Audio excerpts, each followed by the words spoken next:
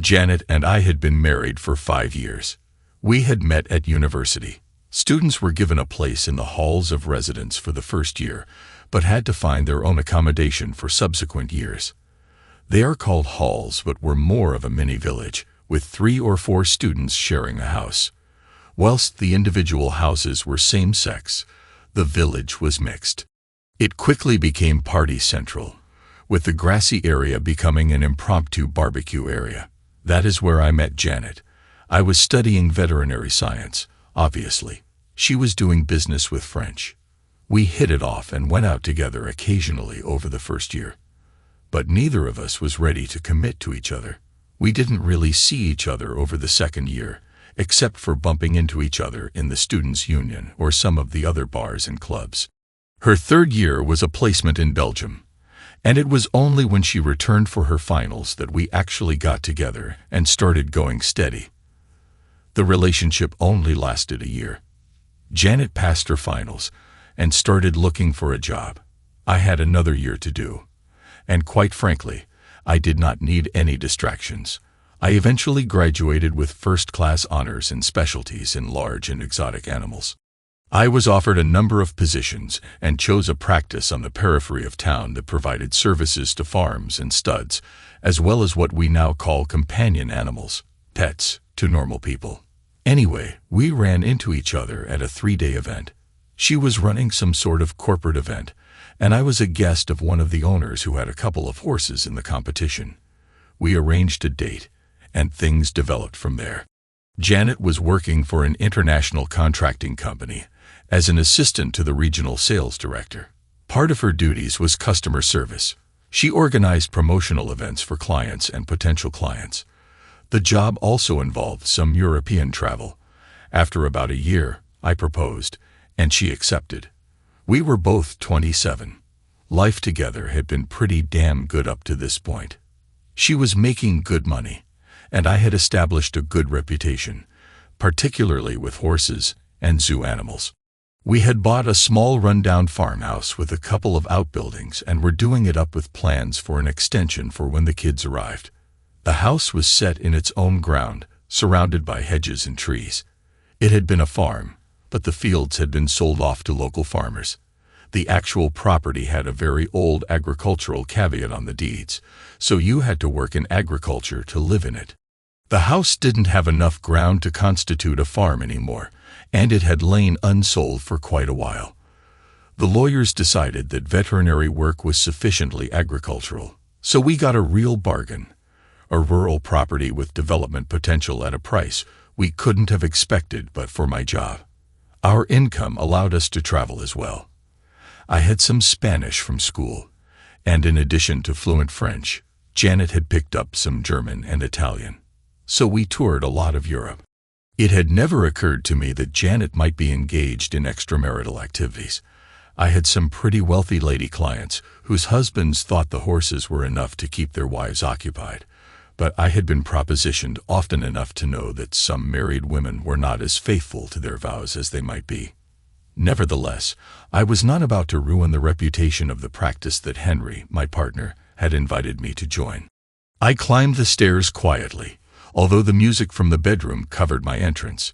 Pushing open the door, I fired once, hitting her lover in the rear. As he yelled and jumped clear of my cheating witch, I broke the gun, reloaded, and shot her too. Her lover recovered his composure and tried to charge at me, obviously intent on beating the heck out of me. His exertions only accelerated the inevitable. He started to tremble and fell to the floor. Janet looked at the dart in her side, and her eyes changed from shock to fear and finally dazed comprehension as the tranquilizer took effect. I wasn't stupid enough to use the same gun I used for putting down fallen beasts. I had used the dart gun for putting zoo animals to sleep so I could treat them. As they lay there, I went to the garage and got the roll of duct tape, returning to the bedroom to bind their wrists and ankles. I was about to stuff their underwear into their mouths but decided against it. Instead, I just taped them shut. Then I carried them both downstairs and into the byre, still naked. The byre was an old stone building with thick walls, so it was stone cold no matter what the weather. It hadn't been cleaned out since it was last used for animals, and there were rings set into the wall to tie the beast to when milking or whatever. I tied them to 2 of them. Then I had an idea. My mother had looked after my elderly grandmother until she died. When Mom died, I had cleared her house and stashed a lot of the stuff in one of the sheds. I still hadn't disposed of it. There were a lot of old surgical supplies the old woman had needed. Amongst these were some incontinence pants. I got 2 pairs, and releasing the restraints around my captive's legs, I put these on both of them. I taped their legs again, returned to the house, and went through Julian's pockets. Then I used his keys and checked his car. So when they came to, they were sitting in dried-out animal dung, with their wrists tied to 2 of those rings, more or less naked and freezing cold. I was showered, dressed in clean clothes, sitting in a comfortable chair with a steaming cup of coffee and a nice warm pullover, my shotgun across my lap. My day's work was done. I ripped the tape from Janet's face. "Just what the heck do you think you were playing at?" She was trying bravado, but her mouth was dry, and her eyes told a different story. I held the coffee to her mouth, and she gulped at it. Too quickly, it burned all the way down. "You scum sucker," she gasped, eventually. "So tell me about it." "About what?" She blustered. "How long has this been going on? How long has what been going on?" I grabbed her by the hair and reapplied the tape. "I'll leave you to think about things for a while. When I come back, you'd better be ready to tell me the truth." I had picked up a couple of really spicy curries on the way home. Releasing only one hand for each of them, I set the food in some water beside them, then gave them each a plastic spoon. Then I ripped the tape off their faces. They both grabbed the water and drained the cups. I took them and filled them from the outside tap. I listened outside the door, but couldn't make out their whispered conversation. Not that it mattered. Their future was pretty much sealed. As a result, so was mine. I suppose I understand the looks I was getting from Willem and Janet at the last company deal. "Took you long enough," sneered Julian. I turned the muzzles toward him. "You really think I'm scared of that? You haven't the guts to shoot." He was wrong. Now, rock salt will barely penetrate the skin, normally, but if you are close enough, it will. I was close enough, and put both barrels into his calf. He squealed. It reminded me of * deliverance, *, but I was not going to be screwing him in the rear. Well, I might, but I decided if I was going to, I would use the double barrel. I reloaded. "Dominic, I love you. I had to do it to keep my job. Julian was blackmailing me." "You lying witch," screamed Julian between gasps of pain. "You've been screwing half the management to get where you are." Then to me, "You better get me an ambulance. Get me one now, and I'll say nothing to the police." "Yeah, right," I thought. I put the next 2 cartridges into his other calf and reloaded. U-304. "I'll see you in jail for that." The next 2 went into his thigh. He squealed again but decided to say nothing. I taped his mouth. "So who all were you going to screw in Brussels, then?" It was an exhibition. It was work. "So what was with the flight tickets to Barcelona?" I didn't know he was taking me there. "The clothes you packed say different. Look, obviously, you've been lying to me for God knows how long. And you haven't the respect to tell me the truth now. So you are going to pay for it. Seems to me you aren't expected back in the office this week, and you aren't expected in Brussels either. So I have all week to decide what to do with you. And nobody is going to report you missing." I taped her mouth again. They looked at one another, and I could see that they finally realized I had them in the palm of my hand. Just to reinforce that impression, I took the hose and soaked them. I hadn't expected it, but the water-soaked dung in which they were sitting started to give off a strong smell of urine and dung. I left them to contemplate the shortness of their future. I sat down with a cup of tea to decide how I was going to proceed. I had rather burn my bridges by shooting Julian in the legs. The temptation to kill the pair was strong. I was going to wind up in jail anyway for using the gun and false imprisonment, but I wasn't about to spend any more time locked up than necessary. In fact, I was going to avoid it as long as possible. There are plenty of missing people whose families are still looking for them and can't find them. Taking my video camera and gun, I went back to the buyer. The lovebirds were shivering like fury. Looking in their eyes, I saw that fear had set in. I set up the camera and took the tape off Julian's mouth. Janet's eyes were pleading now. I ignored her. "My arms, untie my arms, please," he begged. "I need the toilet, please." "Well, Julian, you've been messing around with my wife, and you expect me to be nice. I think you'll need to give me something if you want any consideration from me, don't you?" Anything. His hopes were raised. He saw a way out. "Take the car or the boat. I'll sign them over to you. Just tell me what you want. I'll give you anything." I'd forgotten about his boat. It was a rather nice cabin cruiser. An idea was forming. Half the management, you said. I still wanted to mess with their minds, but I wanted to find out who else Janet had been involved with. If I was off the grid, I might get a chance at them too. What? You said she was messing around with half the management.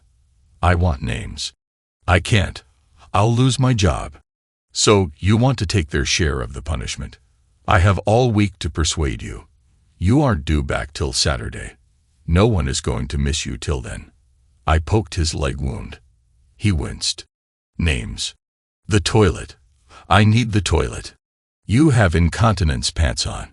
You'll get the toilet if and when I'm satisfied. What about Janet? She'll need it too. Who? Gallantry.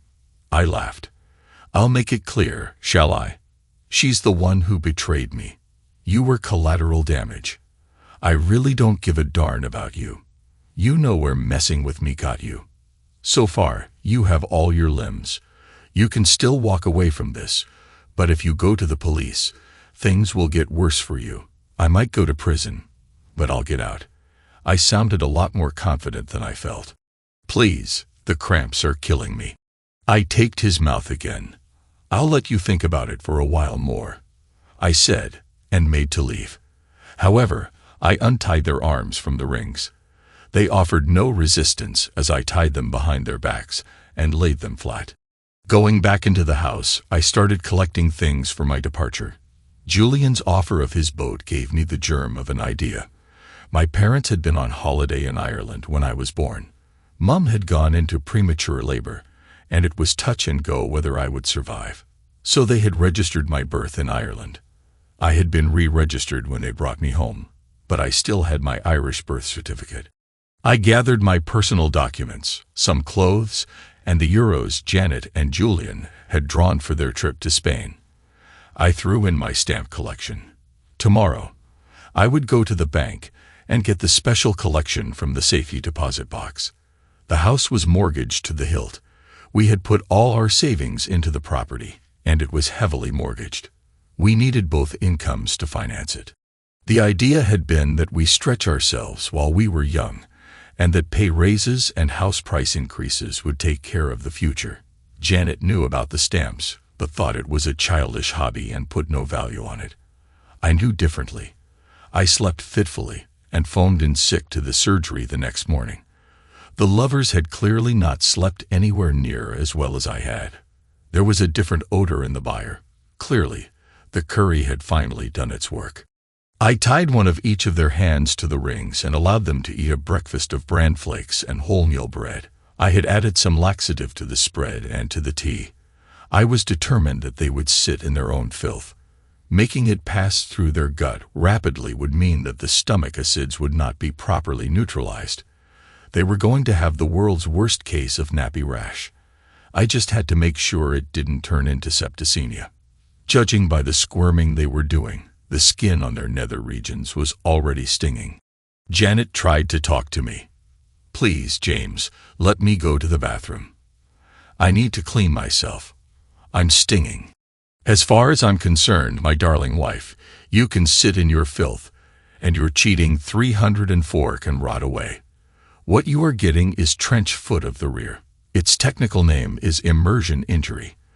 The troops in the Falklands got it because they couldn't dry their feet. If it goes on too long, your skin will rot away, and the only way to fix it is to cut it away. Julian will lose his tool and balls, and you'll wind up having your cheating 304 cut out. You'll be using plastic pouches for the rest of your lives." My smile held no warmth. The shock on their faces showed I was getting into their heads. If you tell me what I want, soon enough, you might not have to rely on memory for your sex life. I wasn't entirely sure whether I was lying. I separated them this time. I put the ear defenders I use for shooting on Janet and taped them in place. Then I set up the camera. "Okay, Julian, where are the keys for the boat?" His face glowed with hope. "On my key ring. The keys for my flat are there too. There's a safe in the wardrobe with 10 grand in it. The key is on the ring too. Take the lot. Just let me get cleaned up, and I'll be out of your life. I won't go to the police, honestly." Don't you just love it when an arrogant scum sucker starts begging? I thought, but I filed the information for future reference. "Where is the boat?" "The marina. Berth A20. Right at the end of the jetty." "Okay, I'll have a little think about it. While I'm thinking, you are going to tell me and my little electronic friend here," I pointed to the camera, "all about my cheating wife, who she's been screwing, and when and where. You are also going to tell me who you've been boasting to about her. And just so you know, she'll be doing the same shortly, so don't leave out anything." He started his confession. I was a little surprised to find it had been going on for about a year. I was also surprised to find it had been going on that long. I had braced myself to find she had been unfaithful for the entire duration of her time with the company, but hoped it was a recent thing. It started at the Dusseldorf Expo last year. On the last night, the management went out to dinner, and the guys were all going to a lap dancing club. I was going to get Janet and Bella Gardis from the Brussels office a taxi back to the hotel, but they said they wanted to see what the whole lap dancing thing was about. They got a little drunk, and Vim bought them a lap dance. They seemed embarrassed at first, but got into it. Then Janet said she could do better. It went downhill from there. She and Belle tried to dance, but the management wouldn't have it. They got a bit more drunk, and we headed back to the hotel. Vim had a suite, and Janet and Belle decided they would give us a dance because they had got us nearly thrown out of the club. I mean, come on. What would you do, James? They're both attractive. There's no way any of us were going to turn down a dance. He looked at me like a naughty puppy that knew it had done wrong. It was so pathetic I nearly laughed. "Go on." "Well, you know how it goes." "No, actually. How does a wife start to cheat on her husband?" Any sympathy evaporated. "Well, they started stripping, and they got a bit competitive. Janet unzipped Jan's trousers and fished his tool out. Then she rubbed herself on him. She still had her knickers on, but Belle got Vim's out and sort of moved the crotch of her pants to the side and rubbed her fanny on him. Janet dropped her pants and started screwing January. It wound up that the 6 of us screwed the 2 of them. After that, we got together every time there was an exhibition. A girl from the French branch and the German office joined in 6 months ago. At least he had the decency to look ashamed. Names. Well, me, obviously. Jan Witters, and Wim van der Kruisen from the Brussels office, Otto Visser from Dortmund, and Christoph Delmas from the Strasbourg branch. You said 6. Julian wouldn't meet my eyes. Brian Uckwart, he mumbled. Uckwart was the UK manager of their company. He was an arrogant, thieving, dishonest scumsucker. He was also worth a fortune. When his wife found out he was playing away, she divorced him, but he used his money and contacts to leave the poor girl virtually destitute. He had seen to it that she was refused legal aid, and the solicitor she could afford was outgunned. I should have realized as soon as Julian said the whole thing started at an expo. That scumsucker never missed a freebie. Who were the women? Well, Belgardis Lischhouten, Amelie Fodrin, and Birgit Thun. They're all married too. I got him to run through as much as he could remember and recorded it all. It made me sick. Although the company executives had used the women, according to him, They had instigated events and were more than willing participants. Once he was finished, I had no stomach to listen to Janet's version. Nevertheless, I needed her version. I was vacillating between wreaking more vengeance on the two of them and releasing them, taking my chances that they would not go to the police. I took the camera into Janet. "Now, I want the truth out of you. I have heard what Julian had to say. What happens to you both depends on what you tell me." Her tale was pretty much the same as Julian's, except she missed out the occasion when she was with Julian and Brian, screwing Uckworth when she was at home. It was just a bit of fun. Those things can be so boring. I just wanted something to do at night. It wasn't as if I was hurting you. You weren't missing out since I wasn't at home anyway, she pleaded. You really don't know much about the male of the species, do you?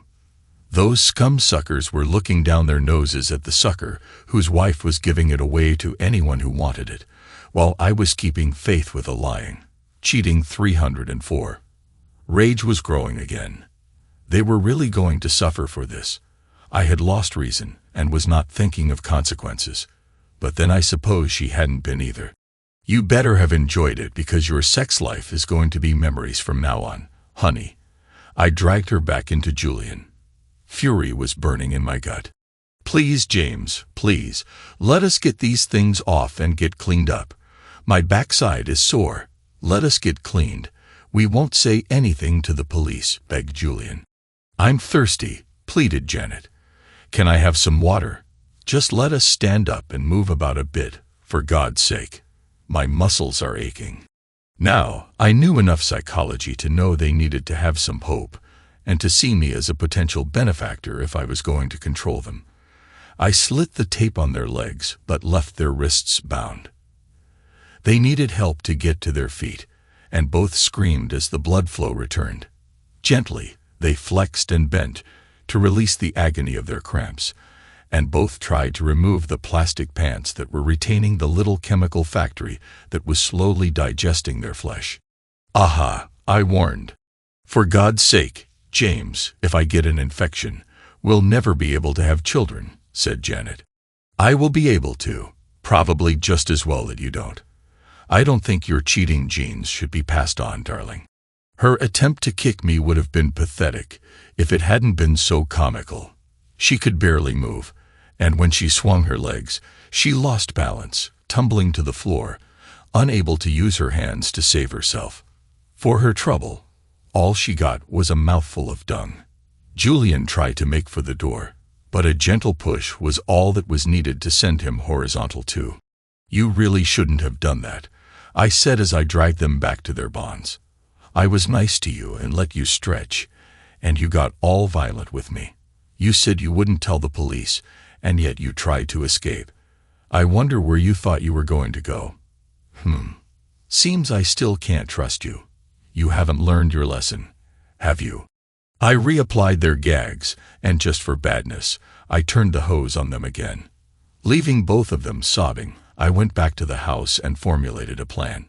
I had 3 or 4 days before they might be missed, and a couple more before any alarm bells would ring.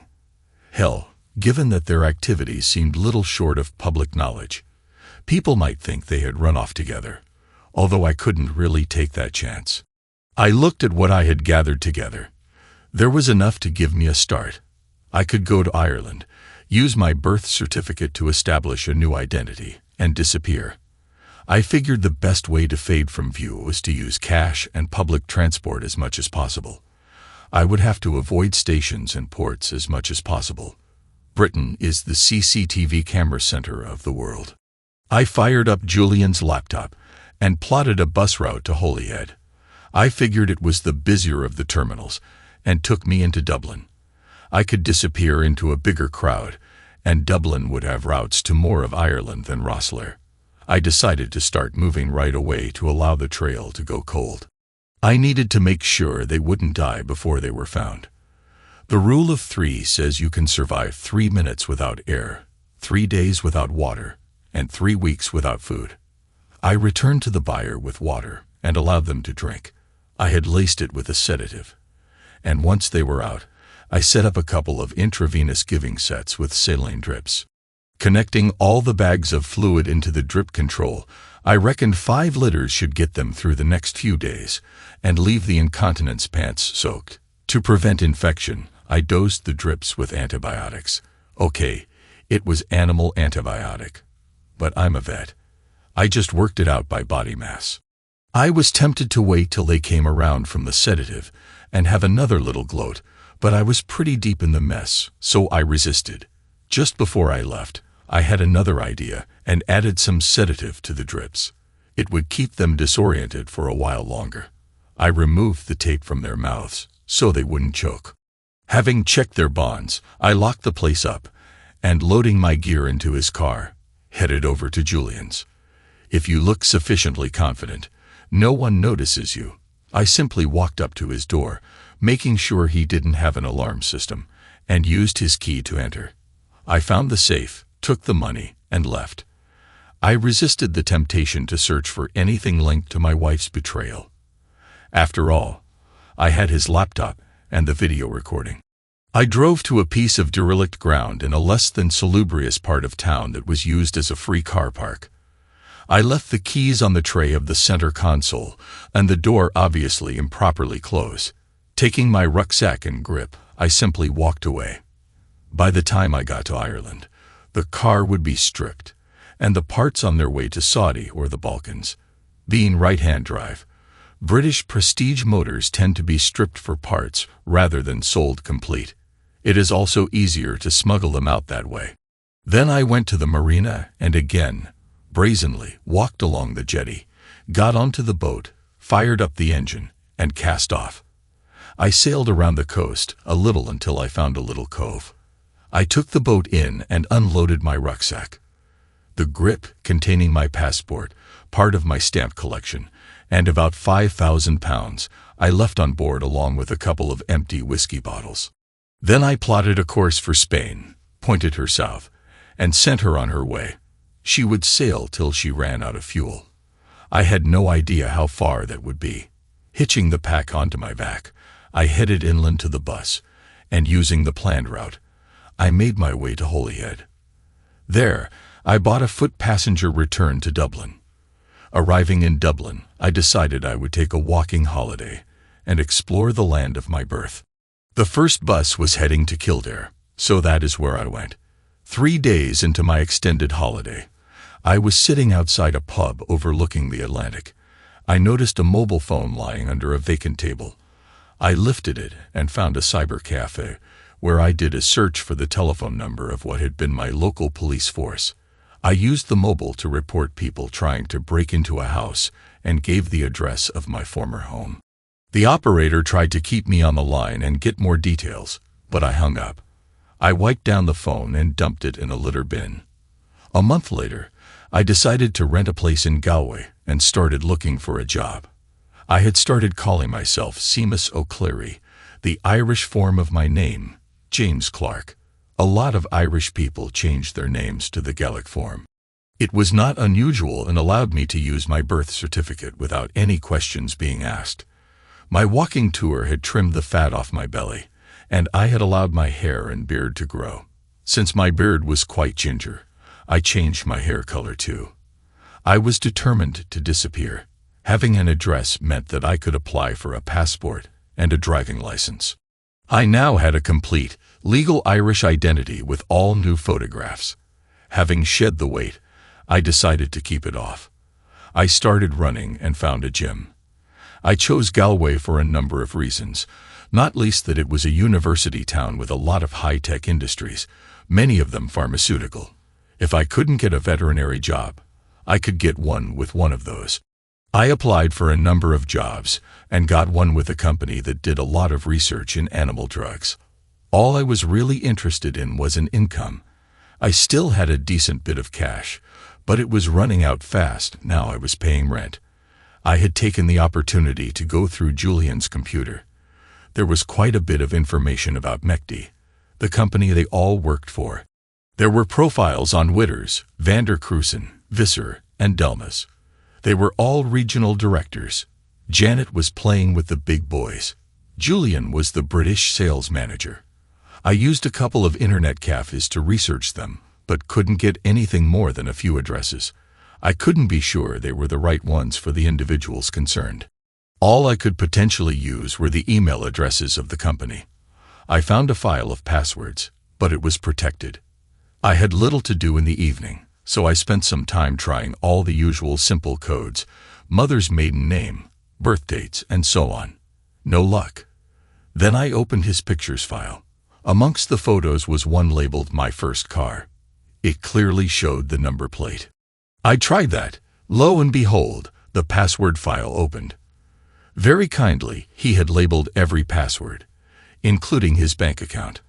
I was tempted to empty it, but thought doing so might draw too much attention. What really provoked me, though, were the photos he had of a number of the parties they had held. Further probing revealed some video clips. At first, I didn't have the stomach to view all the photos and videos. After a few more weeks of anger and jealousy gnawing at my stomach, I decided the way to get revenge against the rest of the scum-suckers was to use those photos and videos. I had to review them to select the, I suppose, best. I noticed in some of them Janet was smoking. I knew she didn't use tobacco, so I was guessing she had a habit I didn't know about either. First, though, I had to find out if I was a person of interest to the police. I hadn't attracted any interest from the Garda, and I was fairly confident that any search focusing on James Clark would not throw up Seamus O'Cleary. The nearest English pronunciation would be O'Cleary. Nevertheless, I decided a discreet search of the newspapers might be in order. I was getting rather paranoid about revealing my whereabouts. I didn't think that my attempts to conceal my movements were foolproof, but the longer I stayed free, the more I realized I could have another life. What I found just made things more complicated. I was dead. Am I dead? Well, anyway, I had been presumed dead after the boat had been found. The reports didn't say much about Janet and Julian, except that they had been found tied up after reports of a break-in and had required extensive medical treatment for their injuries. The report about the recovery of the boat appeared just 2 weeks ago, 2 months after I discovered my wife's infidelity. It had been recovered by some Spanish fishermen, who had claimed salvage rights to it. The report said that I had stolen the vessel and must have fallen overboard. It was linked to the incident at my house, suggesting that I had tried to disappear after faking the break-in and perished when the boat ran out of fuel. So I was free and clear to live as Seamus, but my plans to use the photos and videos might reveal that I was alive. I had intended to use the email address book from McDay and send pictures to every member of staff in every branch. Spanish fishermen. That was it. I could speak Spanish. It was in the European Union, and there were direct flights from Cork or Dublin. I could go to Spain and send emails from there. I checked the airports. I could fly out on a Friday evening and return on Sunday. I wouldn't even have to take time off work. I flew out the following Friday. Paranoid as ever, I wore sunglasses and a Panama hat through the airports. I was not relying purely on my beard and hair. Arriving in Madrid, I went straight to the hotel and hit the sack. I had 2 laptops with me, mine and Julian's. First thing on Saturday, I went into town looking for an unsecured wireless link. It wasn't hard to find. More in hope than anger, I pulled Julian's computer from my backpack and fired it up. I was surprised when it connected. The second machine wasn't needed. I would have expected him to cancel his internet account. If he hadn't canceled that, maybe I could still access his intranet. I dug out the list of passwords, and I was in. That provided another little detour in the electronic trail. The address book was split into the separate national branches, so I sent different messages and attachments. There were, however, photographs of all the players sent to each branch. I had prepared the messages beforehand, so it didn't take long to send them. Once done, I took a stroll through Madrid in the late autumn sun. I resolved to do a bit more traveling once the dust had settled. I lunched on tapas and a fairly rough red wine before returning to my small backstreet hotel, chosen because it was less likely to have security cameras. There I took the hard drive from Julian's computer and packed it away in case I came up with a future use for the data. I slept for a couple of hours, and then went to the Parque Lineal del Rio Manzanares, a park along the river that runs through Madrid. I followed the river till I found a deep-looking area, and threw the computer in before returning to the Plaza de Santa Barbara to sample the famous Madrid nightlife. By 3 in the morning, I had had enough. The town was still alive with revelers, but I was coming down from an adrenaline high. I returned to the hotel for a few hours' sleep before catching my plane home. For the next year, I worked for the pharmaceutical company. Galway is a lively town with a young population and the social life that goes along with it. I wasn't short of female company, but was reticent about commitment. Whilst I was content with the job, I still wanted to get back into veterinary practice, so I was on the lookout for a position. One evening, while looking through the newspaper, I spotted an opportunity. A practice was up for sale. Next morning, I made an appointment to visit. It turned out that the principal, Dermot McCullough, was getting on in years, although he looked a good 10 years younger than the 70 he claimed. Despite the fact that my accent had picked up a more Irish tone over the year, he picked me out immediately as English. He subtly gave me the 3rd degree. I told him how I had been in practice in England, but my wife and I separated when she found the life of a country vet less exciting than she was prepared to accept. I told him that since I had no family, I had spent a few months traveling while I decided what to do and wound up in Galway, liked the place, and took the first job that came along while I found my feet again. He could tell there was more to it, but it was true enough that he saw the pain.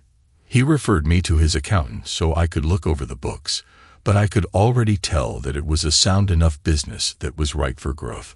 Basically, he was looking after his neighbor's animals and hadn't taken on any new business for years. To raise the money, I was going to have to sell my stamp collection. Now, when I say my collection, the core of it was really my grandfather's and father's. That is where the value lay. I took it to Sotheby's in Dublin. Initially, the appraiser thought it was just another fairly boring collection. He valued it at about 10,000 euros, which I thought was low. Then I showed him the part of the collection I had kept in the bank. "May I ask where you got these?" "Some were collected by my grandfather, some by my father, and some by me." The British album contained examples of every British stamp up to the time I had left England. Amongst the collection was a set of 2 unseparated penny blacks that I had bought, another penny black, 2 penny reds, and 2 two-penny blues, 1 perforated and 1 imperforate. The Empire album was not as complete but contained a full set of Falkland Island stamps. The European album was quite extensive and had a complete set from Nazi Germany. My grandfather had been stationed in Germany after World War II, and he had bought many collections from Germans who needed money to survive. These had formed the core of the collection. The albums I had left on the boat were virtually worthless modern stamps.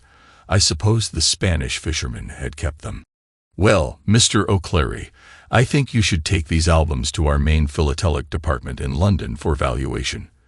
There is a major auction in 3 months' time, so if you are of a mind to sell, it would be a good time to get them catalogued for sale. As it is, I would estimate a value of at least €250,000. "I'll do that then. Thank you." This posed a problem. If I was to buy the veterinary practice, I needed the money from the sale. It looked as if I couldn't get it for at least 3 months. I returned to Galway and paid another visit to Dermot. "Mr. McCullough, I'm afraid I need to sell a stamp collection to raise the money to buy the practice. The auction won't be for about 3 months. Well, perhaps I can make a proposal to you. How about you work with me for those 3 months, and we can see how you get on with my clients. Then you can decide then whether you still want to buy." And so it was decided. Whilst I was fairly sure the police were not looking for me, I used Bus Eirian to get to London. I simply got on a bus, which took me to the ferry, and then another bus straight into London. Sotheby's agreed to catalogue the collection for sale and would notify me of how they would divide the lots, and I could make reserves based on their valuations. A month later, I was advised of an estimated value of £500,000 sterling. 2 months later, I was £900,000 richer after commission and fees. During those 3 months, I had worked with Dermot and had established myself as a member of the community. The work was mainly with large animals and farm dogs. Dermot, however, also ran a small holding, raising beef and lamb, to augment his income. He intended that the farm was part of the sale, so I also learned to raise, buy, and sell animals. When the money from the sale of the stamps was transferred to my account, I paid Dermot for the business. He went into hard-earned retirement, and I became a part-time farmer and full-time vet. I worked hard at the practice and built up a strong client base. My reputation grew, and I found I was getting a lot of small animal work too. I opened a surgery in town, and soon I employed another vet, 2 veterinary nurses, and a receptionist. I was still able to have a social life.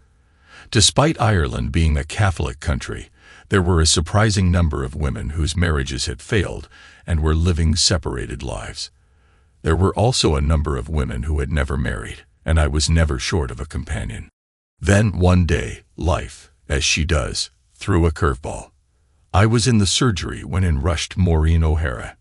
Not the real one, of course, but a carbon copy. She had knocked down a dog and rushed into the office looking for help. I went out to her car and lifted the animal from the boot, blood leaking from both ends. I knew the poor beast was not going to make it. I also knew her owner, and more particularly her daughter, would be distraught. I X-rayed the dog. Too many broken ribs, a fractured skull, and a broken back meant she had to be put to sleep, there and then. I cleaned her up and laid her in a blanket, making her look as much as if she were asleep as I could.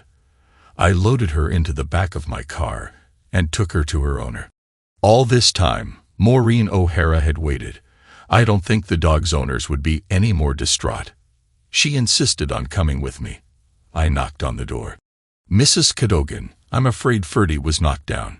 She was very badly injured, and I had to put her to sleep." "Oh, Seamus, you didn't? Could you not have saved her?" Mrs. Cadogan asked amidst the tears.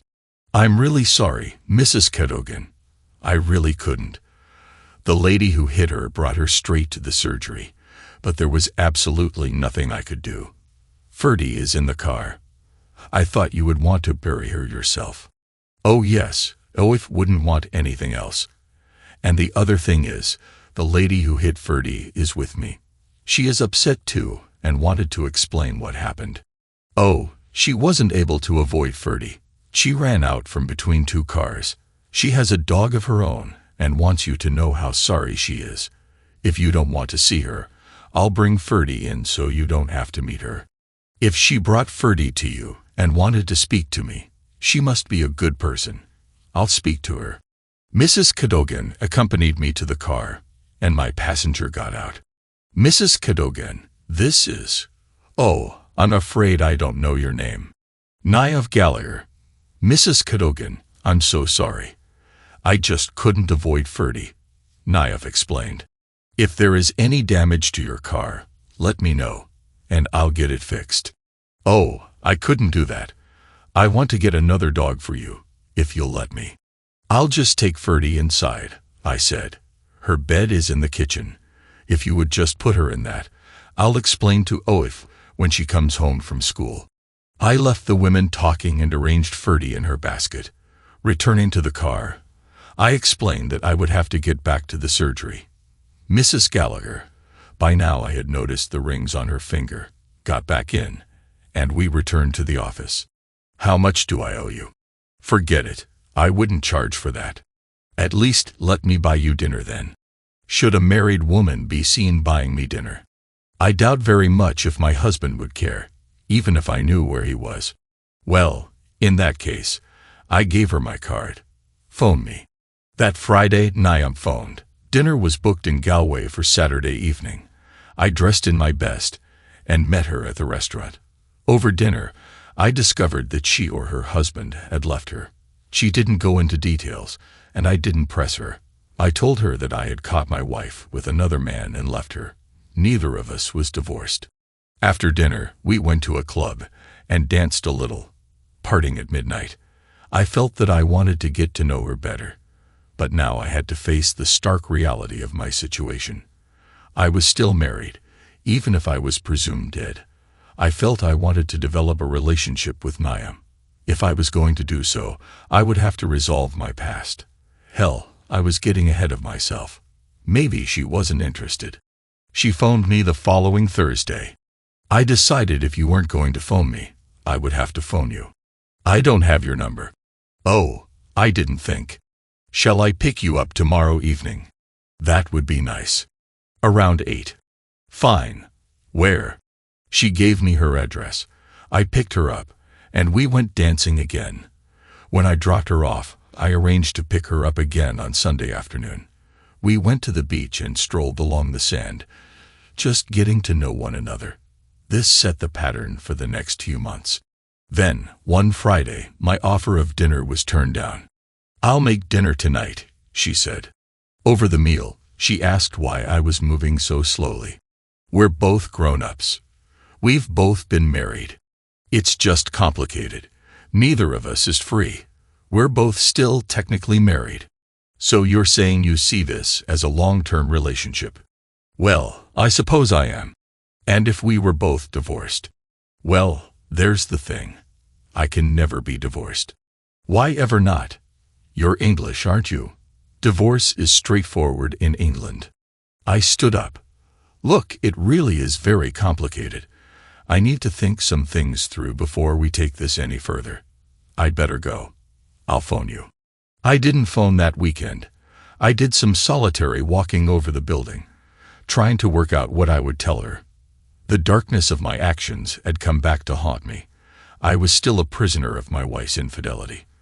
I needed to find out what had happened to Janet. To do that, I risked going to prison. I phoned Niam on Monday morning before she went to work and arranged to see her that night.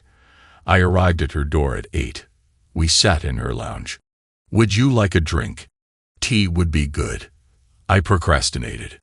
Well, Seamus, there was nothing for it. If I wanted to move on, I had to bury the ghosts. I told her the truth. Well, some of it. I came home, found my wife screwing her boss, threatened them with a gun, dragged them out to the barn, tied them up, stole her lover's money, car, and boat, engineered my disappearance, and adopted a new identity. Oh my God, how have you been able to carry that with you for so long? I'm going to need time to understand how I feel about all this, Seamus. I think you had better go. I need time.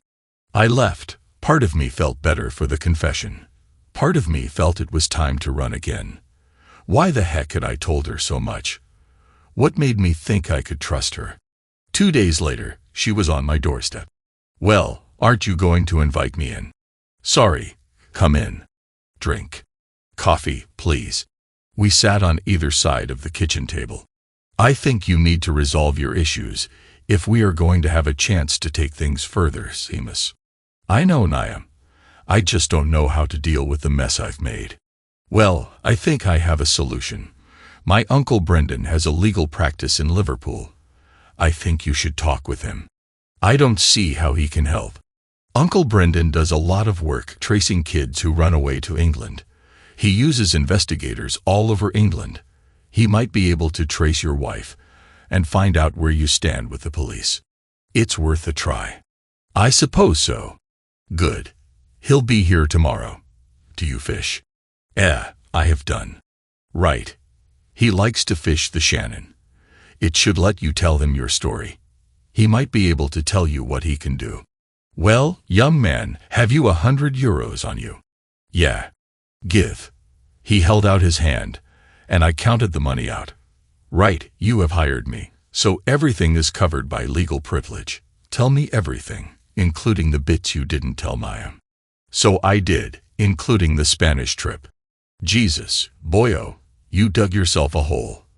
Right, I'll go back and do a bit of investigating. It won't be cheap, but it will be worth it. Niam and I were still going out to dinner and dancing, but we had an unspoken agreement that we were slowing things until we had some news from Uncle Brendan. 6 weeks after our conversation, he arrived back in Galway and called into the surgery. Can you take some time off, Seamus? Yes, sure. I arranged with Aidin, the receptionist, to get Declan to cover. Shall we head up to the farm? Sounds good. We took our coffee into the sitting room, and Brendan gave me the report. That is a comprehensive account of what happened to your wife after you left. It is the only copy there is. Read it thoroughly and phone me tomorrow evening. I'm staying with Naya, but I'll be fishing during the day. He finished his coffee. We shook hands, and he left. I weighed the report in my hand, anxious to know what it said, afraid of what it might mean. The police had responded to my phone call to find Janet and Julian squirming in agony. They called an ambulance, and the lovers were treated for severe emergent injury compounded by the action of diarrhea. They hadn't suffered lasting damage, but it took some time for their skin to heal. Neither Julian nor Janet made a complaint, which meant the police hadn't laid charges. The emails to their company, on the other hand, had set the cat among the pigeons. An American company was in negotiations with McDay to buy them out. One of the email addresses I had sent the photos to happened to be a member of the buyout team. When they got it, the Americans started to get cold feet. European employers were not as concerned about the private lives of their employees as U.S. companies. There is not the same precedent for claims against businesses for sexual misconduct by staff. Nevertheless, they were wary of an action being brought in the courts in their country. The Europeans investigated the culprits and promptly terminated their employment. Uckworth was furious and blamed Julian and Janet. When he lost his job, Julian's wife, Natalie, threw him out of the house. With nowhere to go, he moved into my house with Janet. While clearing his possessions, Natalie found some drugs. These she handed in to the police, who arrested and charged him. This led the police to search my house, where they found more. Inquiries of the Spanish police revealed that they had also found drugs on his boat. He claimed that he was holding them for Uckworth and claimed that they used the boat to smuggle drugs from the continent, but only for their personal use. Unfortunately for them, the quantities were sufficient for charges of dealing to be laid. The link with a major regional employer had given the local journalists a chance to make a bit of a name for themselves, so they had covered it in more depth than the nationals. The police investigated the European connection, and Witters, Van der Kruisen, Visser, and Delmas were hauled in by their respective police agencies. Investigations led to charges of sex and drug trafficking linked to Eastern Europe, with sentences ranging from 10 to 15 years. Uckworth turned out to be an even nastier piece of work than I had realized. He had Janet and Julian abducted. They were taken to an unoccupied warehouse, but fortunately for them, the police had it under surveillance and immediately called in reinforcements to raid the premises. The police weren't quite quick enough to save Julian from a severe beating, but Janet had only received a broken nose and cheekbone when she was rescued. Uckworth, Julian, and Janet were tried on a variety of charges. Julian went down for 10 years on the drugs charges. Uckworth got a 20 stretch and had his property and bank accounts seized by the Assets Recovery Branch of the Serious Organized Crime Agency. Janet got off with a suspended sentence. She tried to get me declared officially dead, using the newspaper reports I had seen to back the claim, so she could sell the house and claim my life insurance. The case dragged on, and the loss adjusters disputed the claim. Eventually, the bank foreclosed on the mortgage, and she lost the house. With no income, she couldn't pursue the case and wound up working in Tesco as a shelf stacker and checkout girl. There she met a widower who managed to date her, eventually proposing. With all the newspaper coverage, the only way for her to grab him, and doubtless more importantly, his money, was to get rid of me. The upshot of that was that Janet divorced me for abandonment. I was a free agent. Next morning, I phoned Naya and arranged to meet her for lunch. I was waiting for her. Her face was a mix of anticipation and anxiety. "Well, your uncle gave me this." I handed her the report.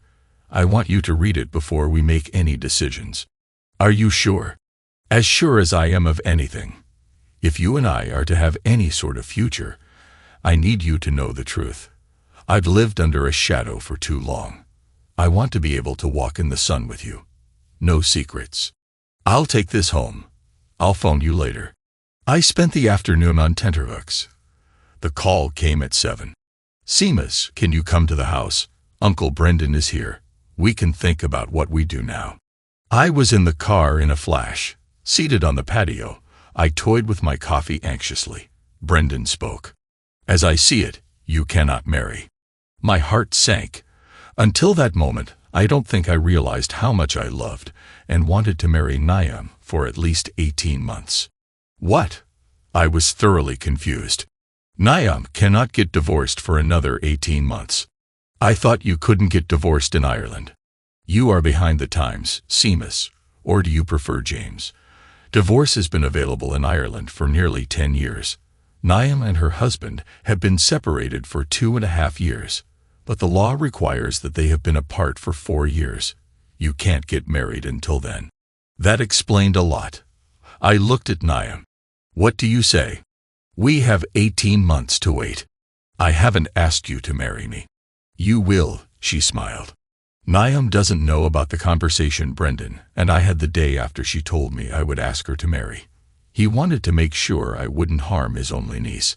I assured him I had grown and that I had no intention of putting myself in such a position ever again. I may not have been in jail, but I wasn't free. He gave me that freedom, and I am never going to sacrifice that freedom again. We married 2 years later. I am still known as Seamus. It is much easier than explaining to all my new friends and clients. Niam and I live on the farm, but now I rent out the land. The freedom to travel and see the world with such a beautiful partner is too precious to tie myself to property. And she doesn't want me leaving our bed at dawn. Thanks to everyone who took the time to listen to today's stories. If you enjoyed it, please consider liking and subscribing if you haven't already. Feel free to share your thoughts on the events in the comments below. Take care.